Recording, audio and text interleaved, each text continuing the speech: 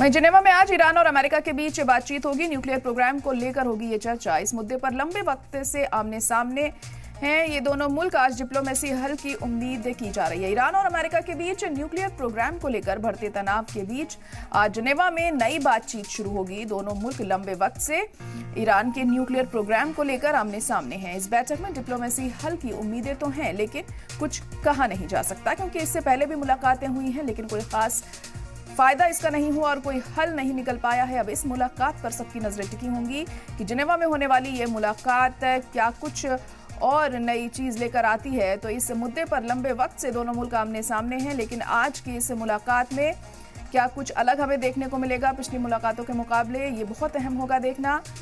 आज डिप्लोमेसी हल की उम्मीद की जा रही है।